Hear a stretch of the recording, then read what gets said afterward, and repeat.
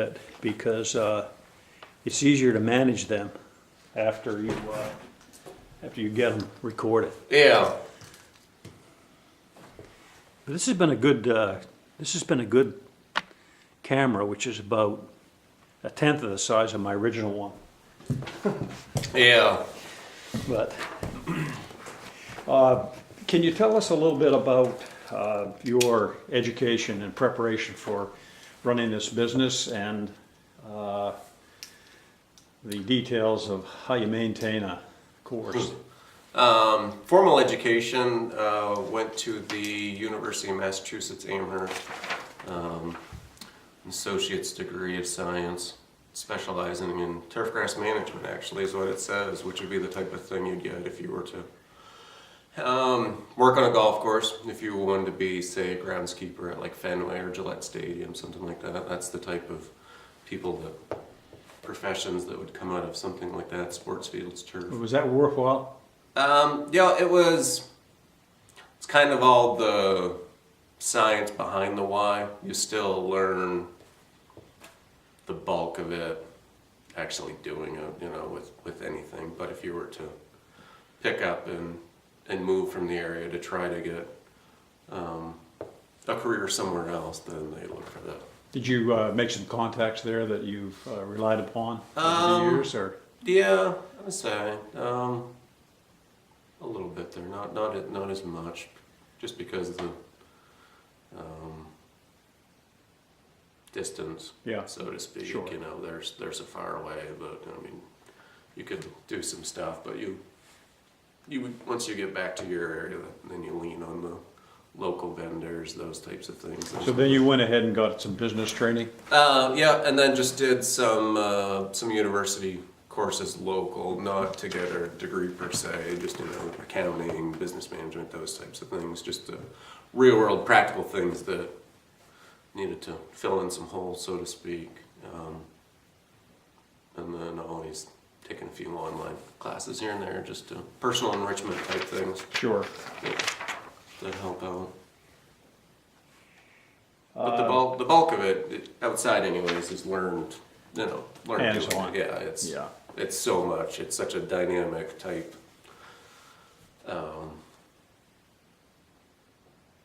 Dynamic in that it's always changing. Nothing's ever the same. Whereas accounting principles are the same. The way you do it this year is the way you do it next year. Is the way it's been done for 30 years. Whereas outside, different seasons, different weather, everything. It's there's You have an open set ways, but it's it's the creativity part that you get to try and do these types of things to see the results. Sure. How was the original 9 built? How was it constructed? Well, grandfather, he was still active in the construction business, so he wasn't out here full time, I guess you would say. When they would have a bulldozer, an excavator that wasn't working, they would have the operator come out here and he'd point him in the direction and give him the idea of what he wanted done. And then on the weekends, I can remember grandfather, dad, whoever, Holland, Phil, doing what they could during the week, during the weekends, because they were doing other stuff during the weeks. Were there primarily certain individuals that worked here on the bulldozer, et cetera, during the week and all that, or? Yeah, there was one older man from Ashland, which I can't remember his name. I could get that from Dad. That did a lot of the shaping, the big cuts and whatnot, cuts and fills. And then my grandfather's brother-in-law, my great uncle, Bill Davis, he would have been out here full time, along with Pearlie Tompkins, which I believe he lived local at the time. He doesn't live around here anymore. The two of them would be doing coming in behind the bulldozer, and they would be the actual ones doing the seeding and whatnot, and the finish raking, finish shaping. And then the second year, I guess grandfather was out here a lot more. So when did Alton actually retire? Was it 89 or something like that? I think something. Yeah. I know the first year he was in and out as they were building it. Well, he obviously enjoyed site work Yeah. and moving sure. earth. So this must have been I can imagine the pleasure he had doing this. Yeah, big playground. Excuse me. So it opened around 90 for the public. 91. The 91. first day would have been. It says there. Actually, got the first. This is the visitors. These weren't the members. The first day for visitors would have been May 3rd of 1991, and then. Find the page. Right there. Downstairs, where my office is downstairs, that was the pro shop. And this is the log that was sitting on the pro shop counter. That was the night of the fire. That would have been. So this is the actual smoke from the fire. Yep. The fire was set mostly in the opposite downstairs corner, and then up here was set. That would have been July 3rd, 1991. Clubhouse fire reported at 3:20 a.m. Took about 3 hours to fight and left the building useless above the basement, which is where this was. Destroyed clubhouse was built, finished in the fall of 90.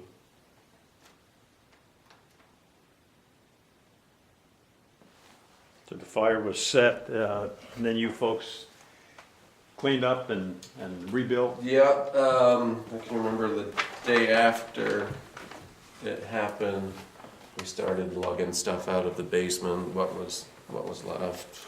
It's black and white like this. Oh my gracious. Picture, that's actually probably right where your camera is probably the view that's taken from. Wow.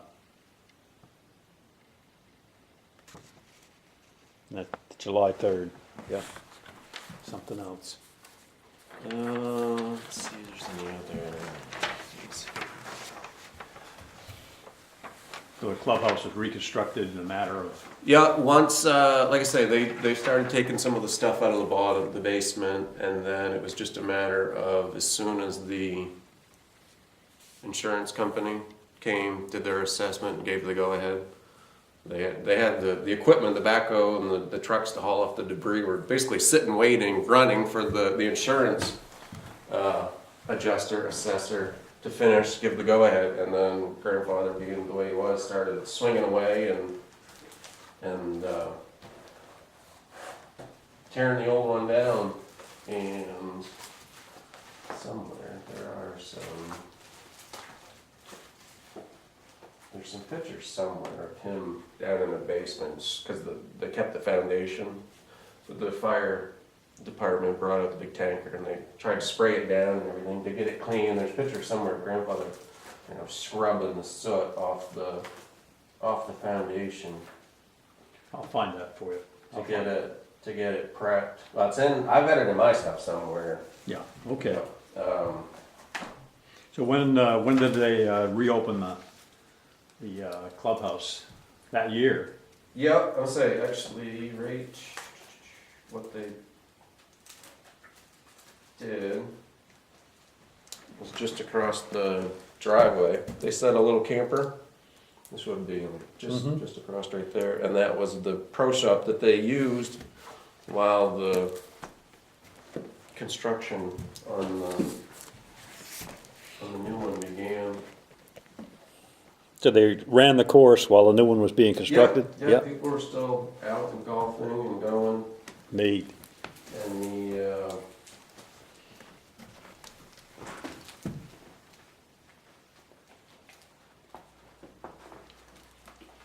And the community support after it happened was tremendous. There's some, I'm trying to, somewhere in here.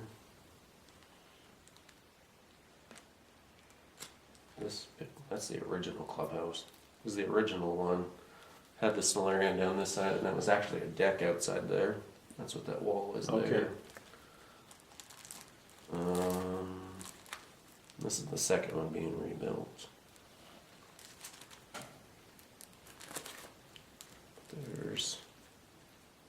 There were so many volunteers. Somewhere there's a bunch of pictures of people just climbing all over that, that aren't employees, they're not paid contractors, they're just here helping. And I can remember Mom cooking and feeding them all downstairs one day. And That's tremendous. it reopened that fall. Okay. That's how quick it went up. Yeah, see, this is July. These pictures are July of '91. I don't know the date, but I mean, a month and a half later, it was back to this. To this already. So by September, it would have been open. Well, right here, this one's actually got a stamp of September. So the upstairs wasn't finished then. That's the rug rolled up. So the restaurant, and see, here's October. This would have been the rebuild. So the restaurant didn't get going again. Yeah, that used to be all the way around there, but it was great for the first few years, but it wasn't really engineered for northern Maine shifting. Yeah. We started losing seals in them all and Weather. leaking. Yeah. They were terrible. And not only that, but we couldn't cool the place in the summertime. There was so much of a greenhouse effect from it, but it was a beautiful view. So we changed this out. This has been probably 6 years ago. We took the. So you actually had it, did you open up with a restaurant? An Yeah, active it was restaurant? the golf aspect of it was downstairs, the pro shop Okay, and whatnot, and then upstairs was a full serve restaurant that did more business with the public, so to speak, than it did the golfing community. okay. It was a separate thing in and of itself, and that was my grandmother's end of it. She looked after that and kept that going, but then she had some health issues that forced her to get out of that end of it. What was your grandmother's maiden family name? Long. Long. Yeah, Ann Long. What was her first name? Ann? Ann, okay. And that's let me show this picture. That's the opening day red ribbon cutting picture.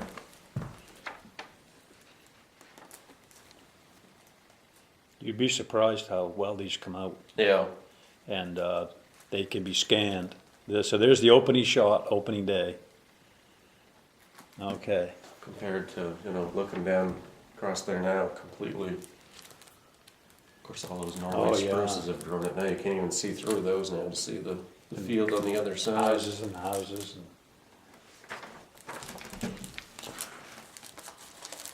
Okay, who were some of the people that played the course initially that you remember? I probably can find some material on that. Yeah, I'm trying to think. A lot of the old seniors that, let's see. Jake Lawrence, Phil Lawrence, those guys that played up to the Aroostook Valley for years and years. Harry Orser, Tom Trafford, there were some early members. John Hoxley. They were cleaning out Jake Lawrence's basement last fall. And Phil found this and brought it out, but it was the senior match play from 1993. Okay. And there's only Jake Lawrence, passed away. Bob Collins from Bridgewater, he just died over the winter. Ben Reed from Canada, he's still alive. Bob McRae in town, he's deceased. Don Barnes, deceased. Wayne Cushman, deceased. Gene Amnott, deceased. Dana Sweat, deceased. Phil Bell, deceased. John Hoxley's alive. Phil, of course, just passed away. Tom York, which used to live, his original farmhouse was down there. Stuart Smith passed away, Hershey passed away. Bob passed away, and Charlie. So there's only 3 of them left on there that are still alive from '93. Yeah, I was pretty proud of that when he had found that and brought that out. That's neat. Which, looking back, wish we had saved more of those types of things, but I didn't. And I've also, down in my office, I've got a US, is it USDA or US Geological, they used to take all the old aerial photos. I've got the aerial photo from like '79 of this parcel. Neat. What are, of course, the second 9 was built, was that around, did that open up around 2002? 2001 would have been the 2001. yeah, opening year for it. Okay. And by that time, being 10 years later, was there a different approach to the design? Well, the parcel of land out there was, excuse me, was a little smaller than what the original side was on, and there was a lot more, of course, having 10 more years to grow up from the old farm ground, whereas this side was a lot of 2-inch alders and whatnot when we started clearing. That side, a lot of it had started to mature into some forested areas. So it was more of cut through the woods as opposed to Yes. open expanse, whereas out here, all of these spruce and pine trees have all been brought in and planted. Okay. And there's a picture in one of these of the tree planter going. Let's say this is extra 9 holes at Mars Hill. Let's see if we can find anything.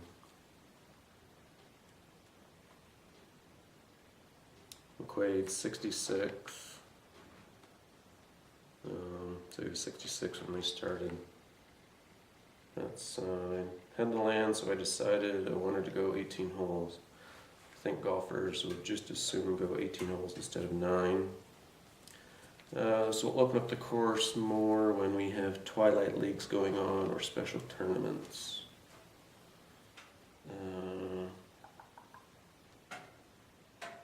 So not a lot in there as far as the new side. But when we did that side, of course, Papa was here full time then, so he was doing all the cutting and shaping. And then we used our normal summer help crew to go out and do all the finish work. Of course, Bill was still working here. And then the kids that we had working, you know, from high school in the summertime, were out plugging away, putting everything together. Thought there were some, like I say, there's all, and if you want to take these when we're done and go through and scan, a lot of them are, you know, don't show a whole lot. And they just, a lot of them look like pictures of grass after you've seen 1,000 of them. If you aren't going to open for a few days, a week or so, if we left this right here, Yeah, if I could I'm come to saying. you and if you let me in, I'll bring Oh, my yeah. little scanner Yep. and see how that works.